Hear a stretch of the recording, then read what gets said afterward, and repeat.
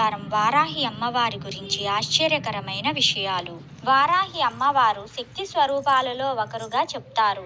ఈమెను సప్తమాతృకలలో ఒకరుగా, అలాగే దశమహావిద్యలలో ఒకరిగా కొలుస్తారు.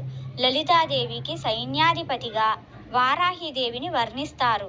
అందుకే వారాహి అమ్మవారి ప్రస్తావన లలితా సహస్రనామంలో కూడా ఉంటుంది.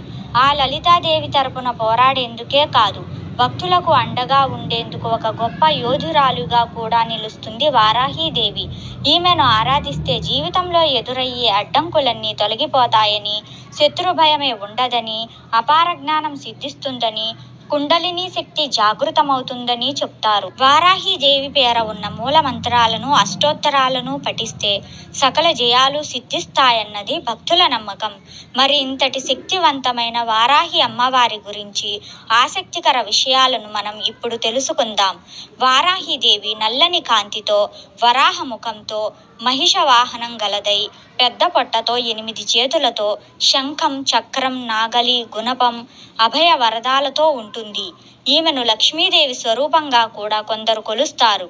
లక్ష్మీదేవి రూపంలో కొలిచేటప్పుడు ఈమెను మనిషి రూపంలో పూజిస్తారు. ఈమె వరాహస్వామి అర్ధాంగి. శివుడు నుండి శివాని, విష్ణువు నుండి వైష్ణవి, బ్రహ్మ నుండి బ్రాహ్మణి, ఇలా వరాహస్వామి నుండి వారాహి ఉద్భవించింది. దేవి మహత్యం ప్రకారం రక్తబీజుడనే రాక్షసుడి సంహారం కోసం దుర్గాదేవి తన దేహం నుండి మాతృకలను సృష్టిస్తుంది. అలా పుట్టుకొచ్చిన మాతృకలతో రాక్షసుడిని, అతని సేనను సంహరిస్తుంది. శుంభుడు దుర్గాదేవిని ద్వంద్వ యుద్ధం కోసం రమ్మని సవాలు చేస్తే ఆమె తిరిగి మాతృకలను తనలో ఇముడ్చుకొని రాక్షసుణ్ణి సంహరిస్తుంది. వామన పురాణం ప్రకారము మాతృకలు అమ్మవారి రూపమైన చండిక నుండి ఉద్భవిస్తారు. వీపు భాగం నుండి వారాహి పుడుతుంది. ఈమె వాహనం గేదెగా తెలుపబడింది.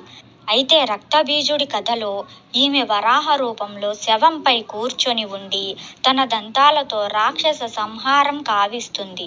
గుర్రము, సింహము, పాము, దున్నపోతు, గేదె వంటి వివిధ వాహనాల మీద ఈ తల్లి